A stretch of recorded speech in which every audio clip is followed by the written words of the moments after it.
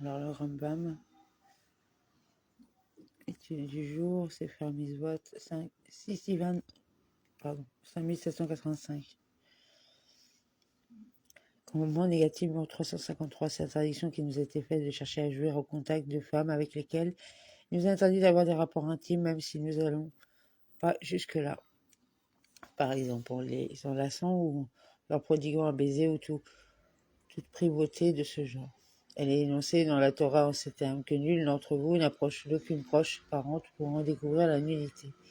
Ce verset doit être interprété comme s'il était rédigé de la manière suivante. Ne vous approchez point de façon telle que cela puisse conduire à une relation prohibée. Cette phrase s'exprime ainsi que nul ne vous approche pour en découvrir la nudité. Cela semble nous interdire uniquement un véritable rapport intime.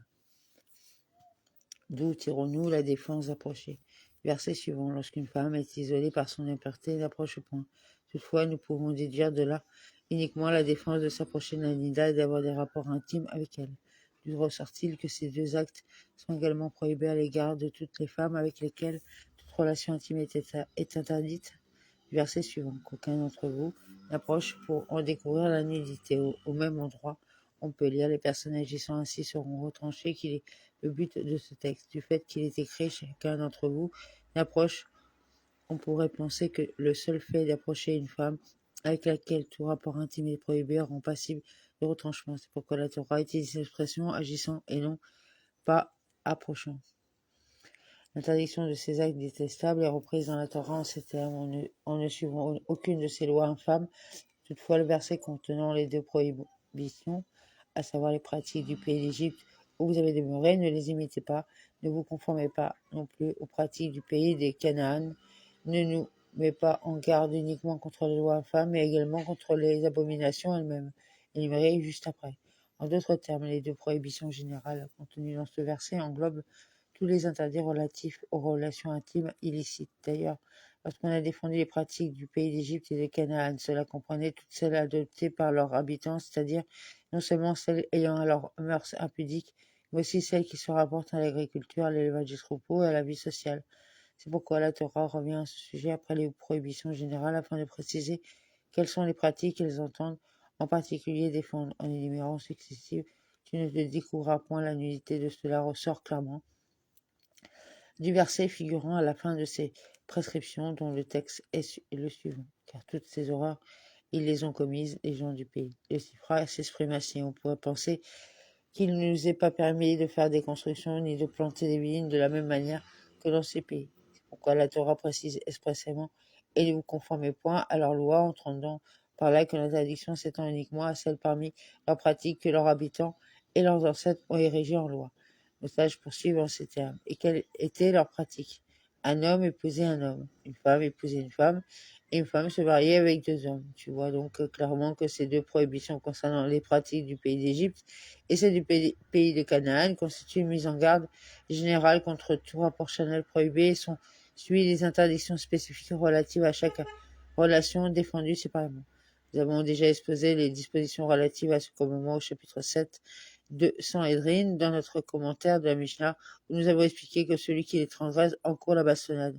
En outre, il faut impérieusement savoir que le fruit d'un rapport intime pour lequel on est passible de retranchement est appelé mamzer.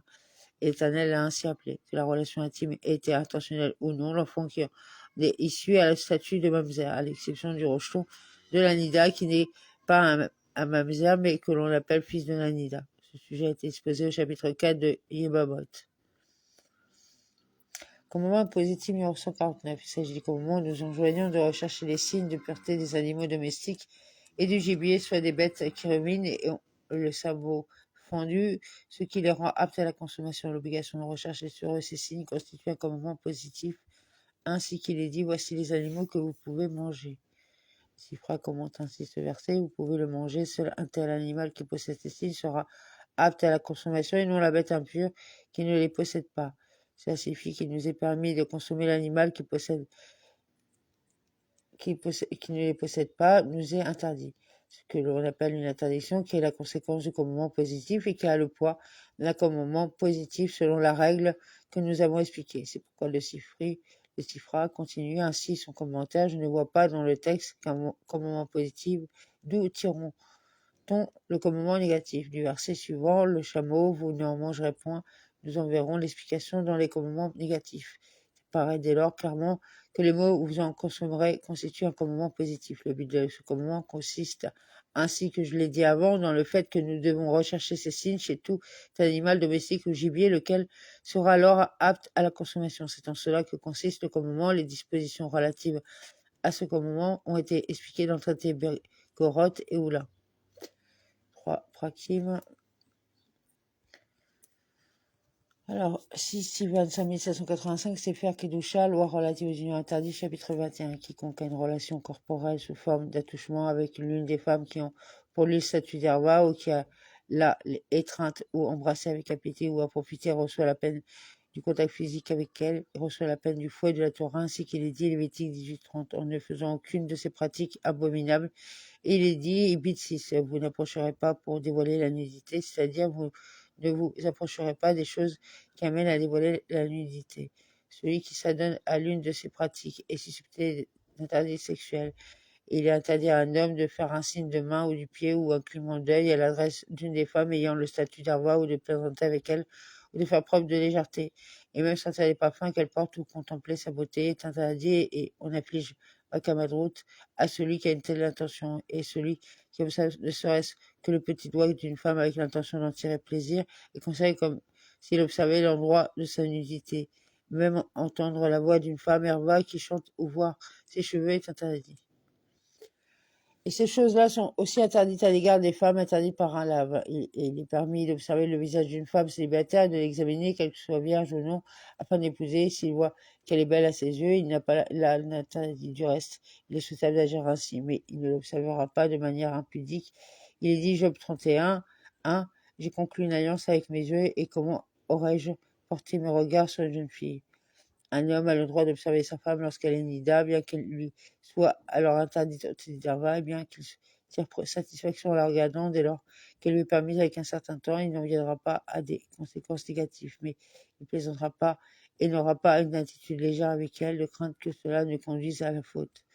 Et il est interdit de se servir d'une femme, qu'elle soit majeure ou mineure, qu'il s'agisse d'une servante ou d'une femme affranchie, de crainte que l'on en vienne à des mauvaises pensées. De quel service s'agit-il? Lui laver le visage, les mains, les pieds, faire son lit en sa présence ou lui verser un verre, car seule une épouse fait de telles choses pour son mari. Et on n'adresse en aucune façon des salutations à une femme, même par l'intermédiaire d'une tierce personne.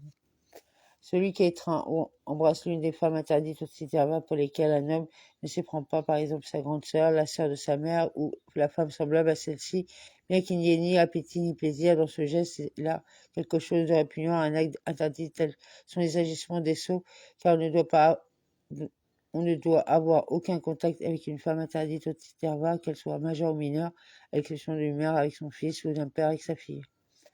Comment cela? Un père a le droit d'étreindre sa fille et de l'embrasser. Elle pourra dormir avec lui avec un contact corporel, et de même une mère avec son fils tant qu'ils sont petits. Tant qu'ils sont grandis, que le fils est devenu grand et la fille grande, au point que tes seins se sont affermis et tes poils ont poussé, Ézéchiel 16:7. Celui-ci dort habillé et elle dort habillée. Si la fille a honte de se tenir nue devant son père, ou si elle a été prise en mariage, et de même si la mère a honte de se tenir nue devant son fils, même si le fils ou la fille, selon le cas, sont mineurs. Dès qu'ils ont atteint le stade d'avoir honte de se tenir nus devant eux, ils ne dorment avec eux qu'en étant habillés. La pratique des femmes se frottent l'un contre l'autre est interdite et fait partie des mœurs d'Égypte que nous avons été mis en garde de ne pas imiter, comme il est dit Lévitique 18:3. Les pratiques du pays d'Égypte, vous n'imiterez pas. Les sages ont dit. Que faisaient les Égyptiens? Un homme épousait un homme et une femme épousait une femme. Une femme se mariait avec deux hommes. Et bien que cette pratique, l'homosexualité féminine, soit interdite, on ne donne pas le fouet pour un tel acte, car il n'est pas visé par une interdiction spécifique et au sens propre. Il n'y a absolument pas de relations sexuelles, c'est pourquoi les femmes qui se livrent à de telles pratiques ne deviennent pas interdites à un Kohen pour cause de relations sexuelles interdites nulles. Et une femme ne devient pas interdite à son mari par une telle action, car il n'y a pas là d'acte qualifié de snout. Et il convient leur affliger Makamatro dès lors qu'elles ont fait quelque chose d'interdit. Et un homme se doit de préserver sa femme de ce genre de choses et d'empêcher les femmes connues pour de telles mœurs de venir auprès d'elles et elles de se rendre auprès de telles femmes. Une femme est permise à son mari, c'est pourquoi un homme peut faire tout ce qu'il souhaite avec sa femme. Il peut avoir des rapports à tout moment où il le souhaite et embrasser à tout moment qu'il le souhaite. Cela à condition qu'il n'émette point de matière séminale en vain. Et malgré cela, c'est une mesure de piété que de ne pas se comporter avec légèreté avec son épouse et de se sanctifier au moment de la relation conjugale, comme nous l'avons expliqué dans les lois sur les traits de caractère. Et ne s'écartera pas de l'usage commun, car une telle chose n'a pour finalité que la procréation. Il interdit à un homme d'avoir des rapports à la lumière d'une lampe, et il s'agit du Shabbat qui n'a pas d'autre pièce que celle où une lampe est allumée, il n'aura pas du tout de relation. Et de même, il interdit à un juif d'avoir des rapports durant le jour, car c'est de l'effronterie. Il s'agit d'un érudit qui n'en viendra pas à se laisser aller à un tel comportement de manière répétée. Il fait de l'obscurité avec son drap et des relations conjugales, on a recours à une telle chose qu'en cas de grande nécessité, le comportement de la sainteté consiste à avoir des relations conjugales au milieu de la nuit. Les sages ne sont pas satisfaits de celui qui a des relations conjugales excessives et se trouve toujours auprès de sa femme comme un coq. Un tel homme est défectueux et c'est là le comportement des rustes. Plutôt quiconque limite les relations conjugales est digne de louange, et ce à condition qu'il ne manque pas au devoir conjugal si ce n'est avec le consentement de sa femme. Les sages instituèrent initialement que les hommes ayant eu une émission similaire ne lisent pas la Torah avant de s'être immergés au mikvé, uniquement en vue de limiter les relations charnelles. Et de même, les sages ont interdit qu'un homme ait des rapports avec sa femme en ayant l'esprit à une autre femme. Il n'aura pas des rapports ni en état d'ivresse, ni en état de querelle avec sa femme, ni alors qu'il éprouve de la haine à son égard. Il n'aura pas de rapport avec elle malgré elle, alors qu'elle le craint, ni lorsque l'un d'eux est sous le coup du bon, et il n'aura pas de rapport avec elle alors qu'il s'est résolu à la répudier. S'il agit ainsi, les enfants n'auront pas de bons traits de caractère, plutôt certains seront effrontés, d'autres seront rebelles et pécheurs. Et de même, les sages ont dit que toute femme effrontée qui réclame verbalement les relations conjugales, ou celui qui séduit une femme à une relation avec elle dans un but de mariage, ou celui qui a l'intention d'avoir des rapports avec Rachel, sa femme, mais à la place des rapports avec Léa, sa femme, ou celle qui n'a pas attendu 3 mois après la mort de son mari avant de se marier, de sorte qu'il y a doute sur la paternité de son fils. Tous ces enfants qui naissent de parents qui ont eu un tel comportement sont ceux qui se révoltent et qui pêchent et qui sont triés par les souffrances de l'exil. Il interdit à un homme d'avoir des relations conjugales avec sa femme sur la place du marché, ou dans la rue, dans un jardin, ou dans un verger, mais uniquement dans une maison d'habitation pour ne pas que cela se paraisse comme de la fornication et qu'il s'habitue à la fornication. Et celui qui a des rapports avec sa femme dans de tels endroits, on lui afflige makamatrout, et de même celui qui a établi des kiddushin avec une femme par des rapports charnels, ou qui établit des kiddushin sur la place du marché, ou encore qui établit des kiddushin sans discussion préalable, on lui afflige makamatrout. Et un invité qui loge avec sa femme chez son hôte n'a pas le droit d'avoir des rapports jusqu'à ce qu'il rentre chez lui. De même, les sages ont interdit à un homme d'habiter dans la maison de son beau-père, car c'est l'effronterie, il n'entrera pas au bain avec son beau-père. Et un homme n'entrera pas au bain ni avec son père, ni avec le mari de sa sœur, ni avec son disciple. Et s'il a besoin de son disciple, c'est permis. Dans certains endroits, l'usage de 2 frères n'entrent pas ensemble au bain. Les filles d'Israël ne marcheront pas dans la rue la tête découverte, qu'il s'agisse d'une célibataire ou d'une femme mariée. Une femme n'ira pas dans la rue en laissant son fils derrière elle, de crainte que des ravisseurs ne saisissent de son fils et qu'elle parte à sa suite et soit attirée dans un traquenard où les malfaisants qui l'ont enlevée abuseront d'elle par amusement. Il est interdit d'émettre de la matière séminale en vain. C'est pourquoi un homme ne fera pas une telle chose de battre à l'intérieur et vanner à l'extérieur. Il n'épousera pas une mineure qui n'est pas apte à enfanter, mais ceux qui forniquent avec la main et font l'émission de matière séminale, ce n'est pas seulement une grande faute qu'ils ont fait, plutôt qui fait une telle chose est sous le coup du vent. Et à son propos, il a dit Isaïe 1,15, vos mains sont pleines de sang et c'est comme s'ils avaient commis un meurtre. Et de même, il est interdit à l'homme de s'exciter intentionnellement, de se laisser aller à des mauvaises pensées. Plutôt, s'il lui vient des mauvaises pensées, il détournera son cœur des choses vaines et destructives vers les paroles de la Torah, qui est une biche aimée, pleine de grâce. Proverbe 5,19, c'est pourquoi il est interdit à l'homme de dormir sur le dos, le visage vers le haut. Il faut qu'il se penche un peu sur le côté afin qu'il n'en vienne pas à une telle érection. Et on n'observera pas les animaux domestiques ou sauvages ou les oiseaux au moment où ils s'accouplent mâle et femelle. Il n'est pas bien à ceux qui accouplent les animaux d'introduire l'organe génital du mâle comme un bâtonnet dans un tube, car ils sont préoccupés par leur travail et n'en viendront pas à de mauvaises pensées. Et de même, il est interdit à un homme d'observer les femmes au moment où elles sont occupées au lavage du linge. Même observer les habits de laine d'une femme que l'on connaît est interdit de crainte que l'on en vienne à de mauvaises pensées. Celui qui croise une femme dans la rue, il lui interdit de marcher derrière elle, plutôt il pressera le pas de manière à la laisser sur le côté ou derrière lui. Et quiconque marche dans la rue à la suite d'une femme fait partie des vulgaires ignorants. Il est interdit de passer devant la porte de la maison d'une prostituée. Il faut s'en éloigner de 4 coudées, comme il est dit, Proverbe 5:8. Et ne t'approche pas de la porte de sa maison. Il est interdit pour un homme qui n'est pas marié d'étendre la main sur ses parties honteuses, de crainte qu'il en vienne à de mauvaises pensées, même en dessous du nombril, il ne portera pas sa main, de crainte qu'il en vienne à de mauvaises pensées. Et s'il urine, il ne doit pas tenir son membre pour uriner, mais s'il est marié, c'est permis. Toutefois, qu'il soit marié ou non, il portera en aucune façon la main sur son membre, si ce n'est pour faire ses besoins. Parmi les hommes pieux d'autrefois et les sages éminents, l'un d'eux s'est vanté de n'avoir jamais regardé son membre, un autre s'est vanté de ne pas avoir contemplé l'aspect physique de sa femme, car son cœur se détourne ainsi des futilités vers les paroles de vérité qui saisissent les cœurs des saints. Les sages ont prescrit qu'un homme marie ses fils et ses filles au seuil de l'âge de la puberté, car s'il les laisse non mariés, ils en viendront à de l'inconduite ou à de mauvaises pensées. À ce sujet, il est dit Job 5:24, et tu veilleras à ta demeure et tu ne fauteras point. Il est interdit de marier une femme ou avec un mineur, car cela ressemble à de l'inconduite. Un homme n'a pas le droit de demeurer sans femme. Il n'épousera pas une femme stérile ou une femme âgée qui n'est pas apte à avoir des enfants. Une femme a le droit de ne jamais se marier ou de marier à un saris. Et un jeune homme n'épousera pas une femme âgée et un homme âgé n'épousera pas une jeune fille, car une telle chose conduit à la débauche. Et de même, celui qui a répudié sa femme après les elle n'habitera pas dans la même cour que lui, de crainte qu'il en vienne de la conduite. S'il s'agit d'un Cohen, il n'habitera pas non plus dans la même ruelle que lui.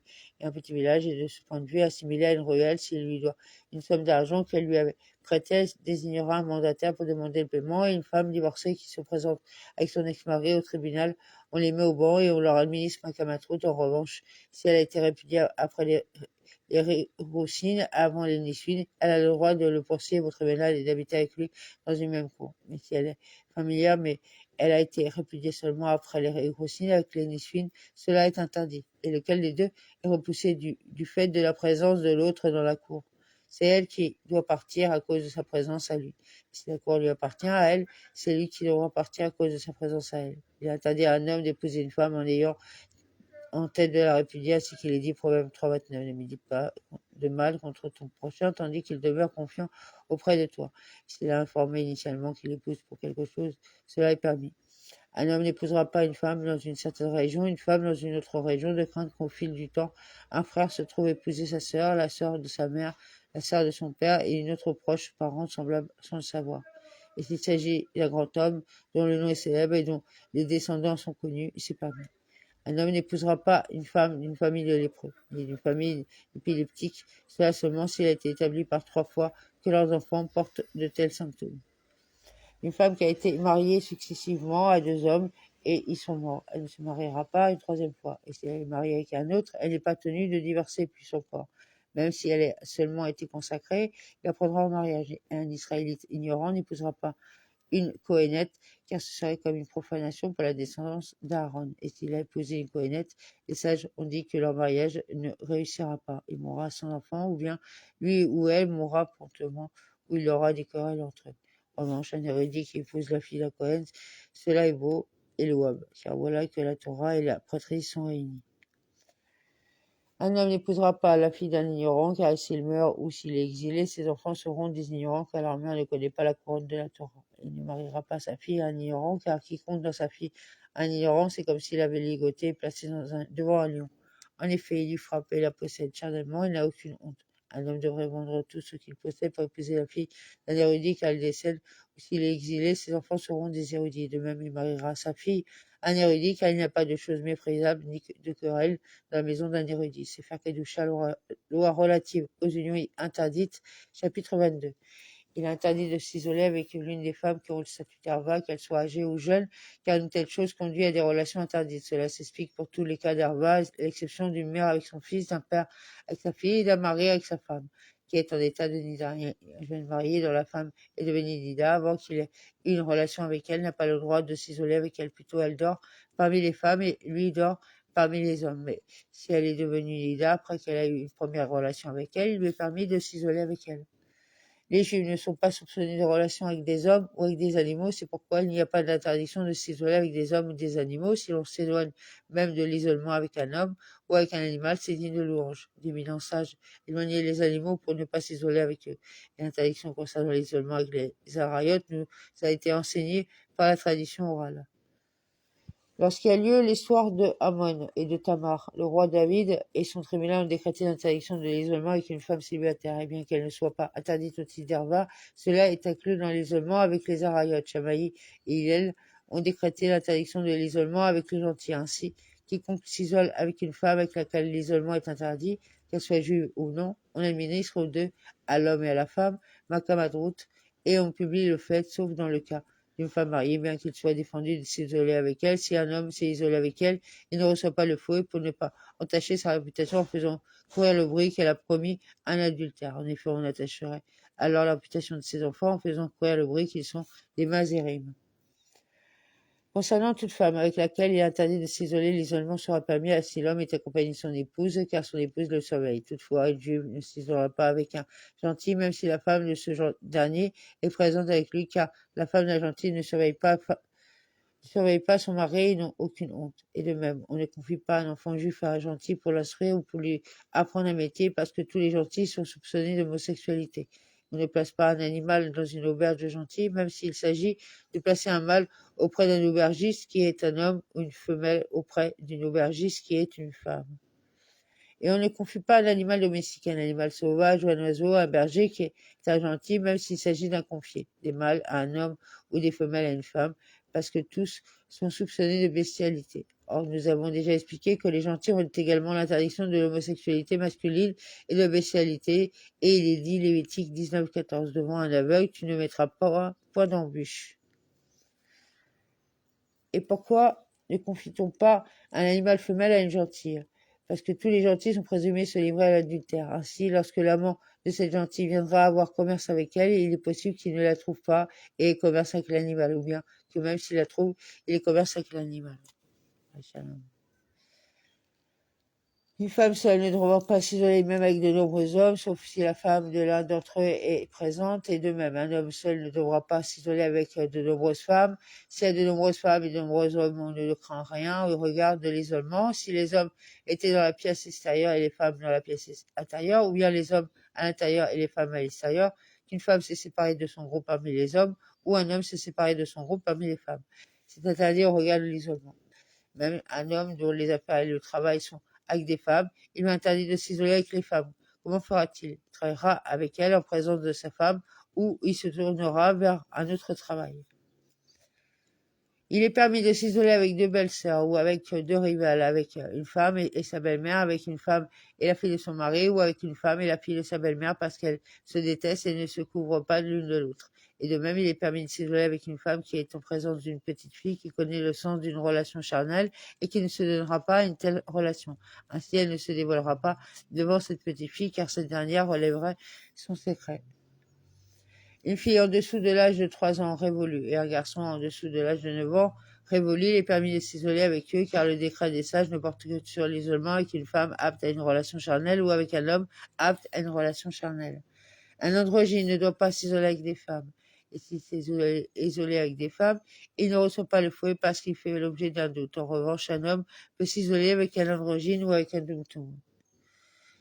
Une femme mariée dont le mari est en vie n'a pas à se préoccuper de l'interdit de l'isolement avec un autre homme, parce que la peur de son mari présent en ville pèse sur elle. Et si l'intérêt est familier de la femme, par exemple, elle a grandi avec lui, ou elle est sa proche parente, il ne devra pas s'isoler avec elle, bien que son mari soit en ville. Et de même, quiconque s'isole avec une femme alors que la porte est ouverte sur le domaine public, on ne tient pas compte de l'isolement. Celui qui n'a pas de femme ne sera pas instituteur de jeunes enfants, car les mères et des enfants viennent à l'école pour leurs enfants et sera tenté par les femmes. Et de même, une femme n'enseignera pas à des petits-enfants du fait de leur père qui viennent pour leurs enfants et qui se trouveraient s'isoler avec elle. Un instituteur n'a pas besoin que sa femme soit présente avec lui à l'école, plutôt elle est à la maison et lui enseigne à sa place à l'école. Les sages ont institué que les femmes barbardent l'une avec l'autre dans les lieux d'aisance, afin de manifester leur présence et d'éviter qu'un homme n'y entre et de se retrouve seul avec elle. On ne désigne pas même un homme digne de confiance et honorable comme gardien d'une cour où se trouvent des femmes, bien qu'ils ne se tiennent à l'extérieur, car il n'y a pas de garant dans le domaine des interdits sexuels. Il est interdit à un homme de désigner un tuteur dans sa maison afin de ne pas inciter sa femme à une transgression. Il est interdit à un érudit de résider dans une cour où se trouve une veuve, bien qu'il ne s'isole pas avec elle du fait de la suspicion, à moins que sa femme soit avec lui. Et de même, il est interdit à une veuve d'élever un chien du fait de la suspicion, et une femme n'acquérera pas d'esclave homme, même mineur, par cause de suspicion. On n'expose pas les aspects cachés des interdits sexuels à 3 disciples à la fois, parce que l'un est préoccupé à interroger le maître, tandis que les 2 autres se débattent l'un avec l'autre et ne sont pas libres pour écouter. Et puis, si un homme est attiré par les interdits sexuels, s'il y a un doute concernant une chose qu'il a entendue, il tranchera dans le sens de l'indulgence. C'est pourquoi on n'expose pas ces principes qu'à 2 élèves à la fois, afin que celui qui écoute libère son esprit et sache ce qu'il a entendu du maître. Dans la Torah tout entière, tu n'as rien d'autre dont la majorité du peuple a autant de mal à se séparer que les arayotes et les relations interdites. Les sages ont dit, lorsque les lois relatives aux arayotes furent prescrites aux Juifs, ils se mirent à pleurer et acceptèrent ce commandement avec grief et pleurs. Ainsi qu'il est dit, nombre 11-10. Moïse entendit le peuple pleurer pour ses familles, c'est-à-dire pour les affaires de famille. Et les sages ont dit, l'âme de l'homme désire ardemment le vol et les interdits sexuels. À chaque époque, tu ne trouveras pas d'assemblée qui ne comprend pas des débauchés concernant les arayotes et les relations interdites. Et de plus, les sages ont dit, la plupart des gens sont soupçonnés de vol, une minorité est suspectée d'interdits sexuels et tous sont soupçonnés de poussière de médisance. C'est pourquoi il appartient à l'homme de faire plier son mauvais penchant en la matière et de s'habituer à une mesure supplémentaire de sainteté, à des pensées pures et à des traits de caractère appropriés afin d'en être gardé. Il sera très prudent en ce qui concerne l'isolement qui en est la cause importante. Les sages les plus éminents disaient à leurs disciples, faites attention à moi du fait de ma fille, faites attention à moi du fait de ma bru, afin d'enseigner à leurs disciples de ne pas avoir honte d'une telle chose et de s'éloigner de l'isolement. Et de même, il s'habituera à s'éloigner de la raillerie et de l'ivresse de badinage, car ce sont des facteurs importants, des marches qui conduisent vers des interdits sexuels. Il ne demeurera pas sans femme, car avoir une femme amène une plus grande mesure de pureté. Mieux que tout cela, les sages ont dit, il se tournera, lui et sa pensée, vers les paroles de la Torah, élargira son esprit dans la sagesse, car les pensées concernant les arayotes ne prélavent que dans un cœur dénué de sagesse. En concernant la sagesse, il est dit, Proverbe 5,19, une biche aimée, pleine de grâce, ses seins te rassasieront en tout temps. Dans son amour, tu te laisseras toujours aller. Fin des lois relatives aux relations interdites avec l'aide de Dieu, Sefer Kedusha, loi relative aux aliments interdits, introduction, chapitre 1. Loi des aliments interdits, elles comprennent 28 commandements, 4 commandements positifs et 24 commandements négatifs. Voici le détail. Vérifier les signes de pureté des animaux domestiques et sauvages pour faire la distinction entre celui qui est cachère et celui qui ne l'est pas. Vérifier les signes de pureté des oiseaux pour faire la distinction entre celui qui est cachère et celui qui ne l'est pas. Vérifier les signes de sauterelles pour faire la distinction entre celle qui est cachère et celle qui ne l'est pas. Vérifier les signes des poissons pour faire la distinction entre celui qui est cachère et celui qui ne l'est pas. Ne pas consommer un animal domestique ou sauvage non cachère, ne pas consommer un oiseau non cachère, ne pas consommer un poisson non cachère, ne pas consommer d'insectes volants, ne pas consommer des rampants, ne pas consommer de créatures qui fourmillent sur le sol, ne pas consommer les vers des fruits lorsqu'ils sortent à l'air, ne pas consommer d'animaux aquatiques autres que les poissons, ne pas consommer un animal nivela, ne pas tirer profit d'un bœuf voué à la lapidation, ne pas consommer un animal trépas, ne pas manger un membre d'un animal vivant, ne pas consommer de sang, ne pas manger la graisse d'un animal domestique cachère, ne pas manger les nerfs sciatiques, ne pas consommer de viande cuite avec du lait, ne pas cuire de la viande avec du lait, ne pas consommer du pain fait à base de la nouvelle récolte, ne pas manger de grains grillés de la nouvelle récolte, ne pas manger de gros de la nouvelle récolte, ne pas consommer de nouvelles récoltes, ne pas consommer des fruits d'un arbre les 3 premières années hors là, ne pas consommer d'un mélange hétérogène dans un vignoble, ne pas consommer de thével, ne pas boire du vin de libation idolâtre. L'explication de tous ces commandements se trouve dans les chapitres suivants. C'est un commandement positif de la Torah de connaître les signes distinctifs pour lesquels on distingue les animaux domestiques, les animaux sauvages et les oiseaux, les poissons et les sauterelles, qui est permis de consommer de ceux qui n'est pas permis de consommer, ainsi qu'il est dit Lévitique 20-25. Et vous distinguerez entre l'animal pur cachère et l'impur non cachère, et entre l'oiseau impur non cachère et le pur cachère. Il est dit Bid 11-47 pour distinguer entre l'impur et le pur, entre l'animal qui est consommé, celui qui ne sera pas consommé. Les signes distinctifs des animaux domestiques et animaux sauvages cachards ont été explicités dans la Torah. Il y a 2 signes. L'animal cachard a le sabot fendu et rumine. Il faut que les 2 signes soient présents. Tout animal domestique ou sauvage qui rumine n'a pas de dents dans la mâchoire supérieure, et tout animal qui rumine a le sabot fendu, excepté le chameau.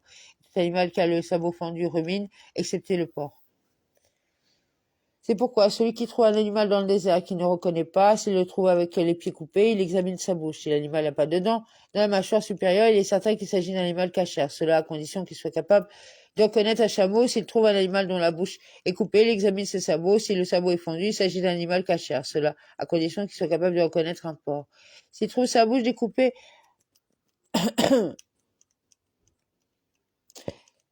et ses pattes coupées de sorte qu'il est impossible de vérifier la mâchoire et les sabots. Il examine au niveau des flancs de la queue après avoir abattu. S'il trouve que son muscle s'y étend à la fois dans le sens de la longueur et dans le sens de la largeur, l'animal est cachère. Cela à condition qu'il soit capable de reconnaître un âne sauvage. Car c'est ainsi que son muscle s'étend à cet endroit dans le sens de la longueur et dans le sens de la largeur. Animal cachère qui est mis bas comme une sorte d'animal non cachère, bien qu'il n'ait pas le sabot fendu et qu'il ne rumine pas, mais ressemble à tout point à un cheval ou à un âne, ce dernier est permis à la consommation. Dans quel cas cela s'applique-t-il? Si l'animal a mis bas devant lui, en revanche, s'il a laissé une vache gravir dans son troupeau et est venu et a trouvé comme une sorte de porc attaché à elle, même si la tête c'est un cas de doute et le petit est interdit à la consommation, de crainte qu'il soit né d'un animal non cachère et se soit attaché à un animal cachère. Un animal non cachère qui a mis bas comme une sorte d'animal cachère, bien que le petit ait le sabot fendu et qu'il rumine et ressemble en tout point à un veau ou un agneau, il est interdit à la consommation. Car celui qui est le produit d'un animal non cachère est non cachère, tandis que le produit d'un animal cachère est cachère. C'est pourquoi un poisson non cachère qui est trouvé dans les entrailles d'un poisson cachère est interdit à la consommation, tandis qu'un poisson cachère qui est trouvé dans les entrailles d'un poisson non cachère est permis à la consommation, car il n'est pas son produit, plutôt il a simplement été avalé. Un animal cachère qui a mis bas ou à l'intérieur duquel il a été trouvé une créature qui a 2 dos et 2 colonnes vertébrales. Cette créature est interdite à la consommation, c'est la Shesua, celle qui est fendue dont parle la Torah, ainsi qu'il est dit de Deutéronome 14.7. Ceci, vous ne mangerez pas parmi ceux qui ruminent et ont le sabot fendu, la Shesua, c'est-à-dire une créature qui est née fendue en 2 animaux. Et de même, un animal à l'intérieur duquel est trouvé une forme d'oiseau, bien qu'il s'agisse d'un oiseau cachère, cela est interdit à la consommation, n'est permis dans ce qui trouve à l'intérieur de l'animal que ce qui a un sabot. Parmi tous les animaux domestiques et sauvages du monde, ne sont autorisés à la consommation que les 10 espèces énumérées dans la Torah. Il y a 3 espèces d'animaux domestiques qui sont le bœuf, le mouton et la chèvre. Il y a 7 espèces d'animaux sauvages, le cerf, la gazelle, le daim, le bouquetin, l'antilope, le buffle et le chamois sont cachers. Ces animaux ainsi que leurs différentes espèces comme le bœuf sauvage et le bœuf gras qui sont des espèces de bœuf. Et tous ces 10 animaux et leurs diverses espèces ruminent et ont le sabot fendu. C'est pourquoi celui qui les reconnaît n'a besoin de l'examiner ni la bouche ni les pattes. Bien que tout soit permis à la consommation, il nous faut faire la différence entre animaux domestiques cachers et animaux sauvages cachers. Car l'animal sauvage, sa grâce est permis à la consommation et son sang nécessite d'être recouvert de terre après l'abattage, tandis qu'un animal domestique cachère, la consommation de sa graisse est interdite sous peine de retranchement et son sang n'a pas besoin d'être recouvert. Les signes distinctifs des animaux sauvages que nous avons appris par la tradition orale sont toute espèce qui a le sabot fendu, qui rumine et qui a des cornes ramifiées, comme le cerf, est un animal sauvage cachère avec certitude. Tout animal qui n'a pas les cornes ramifiées, et si ces cornes sont recourbées comme celles du bœuf, entaillées, tordues ou en spire, en agneau, comme celles de la chèvre, et que les entailles sont absorbées l'une de l'autre, et aiguës comme celles de la gazelle, c'est un animal sauvage cachère. Condition qu'il y ait ces 3 signes, cornes recourbées, entaillées et aiguës. Dans quel cas cela s'applique-t-il? Quand il s'agit d'une espèce que l'on ne connaît pas. Mais cette espèce de bêtes sauvages dont parle la Torah, on ne les reconnaît. Si on les reconnaît, même si on ne trouve pas de cornes à l'animal, on peut consommer sa graisse et on est tenu de recouvrir son sang. Le bœuf sauvage est une espèce d'animal domestique, et le kéresh, bien qu'il n'ait qu'une seule corne, est un animal sauvage. Et tout animal dont tu auras un doute, s'il s'agit d'une espèce de raya ou de béhéma, sa graisse est interdite, mais on ne reçoit pas le fouet pour sa consommation, on recouvre son sang. L'animal hybride, issu du croisement d'un animal domestique cachère et d'un animal sauvage cachère, est ce qu'on appelle coy. Sa graisse est interdite à la consommation, mais on ne reçoit pas pour elle le fouet, on recouvre son sang. Une espèce non cachère ne peut en aucune façon être fécondée par une espèce cachère. Les signes distinctifs d'un oiseau cachère ne sont pas explicités dans la Torah, plutôt la Torah énumérait les espèces non cachères, seulement les autres espèces d'oiseaux étant permises, et les espèces interdites sont au nombre de 24. Ce sont 1. L'aigle, 2. Le pérès, 3. L'orfraie, 4. Da'at, qui correspond au rara, mentionné dans le Deutéronome, le Haya, qui correspond au Daya, mentionné dans le Deutéronome, F, l'autre espèce de Daya, car il est dit selon son espèce, ce qui signifie qu'il y a deux espèces, G, le corbeau, H, les tourneaux, car il est dit concernant le corbeau, selon son espèce pour inclure les tourneaux, I, l'autruche, J, Tamas, K, la mouette, L, l'épervier, M, Charakna, qui est une espèce d'épervier, car il est dit, et l'épervier selon son espèce, N, la chouette, O, le cormoran, P, la hulotte, Q, la chauve-souris, R, le pélican, S, la pie, T, la cigogne, U, le héron, V, l'autre espèce de héron, car il est dit concernant le héron selon son espèce, W, la huppe, X, atalef. Celui qui a une parfaite connaissance de ces espèces et de leurs noms peut consommer tout oiseau qui n'en fait pas partie et il n'y a pas besoin de vérification. Un oiseau cachère est consommé sur la base d'une tradition et à condition qu'il soit accepté à l'évidence à cet endroit que cet oiseau est cachère. Un chasseur est cru pour dire mon maître qui était chasseur m'a autorisé cet oiseau à condition que ce chasseur soit reconnu comme ayant une parfaite connaissance de ces espèces et de leurs noms. Celui qui ne les connaît pas et ne connaît pas leur nom vérifie la présence des signes distinctifs que les sages ont donnés, tout oiseau qui presse et maintient fermement la nourriture avec ses griffes en mangeant. Il est certain qu'il appartient à ces espèces définies par la Torah et n'est pas cachère. Et un oiseau qui ne presse pas la nourriture avec ses griffes en mangeant, si l'un de ces trois signes c'est un oiseau cachère, ce sont un doigt de pied supplémentaire, le jabot ou son gésier qui peut être pelé à la main. Parce qu'il n'existe pas parmi toutes ces espèces interdites une espèce qui ne presse pas avec ses griffes sa nourriture en mangeant et qui présente l'un de ces trois signes, à l'exception des pérès et osnia, orfraie. Or, celle-ci ne se trouve pas dans une région habitée, mais uniquement dans le désert et les îles lointaines qui sont au bout du monde.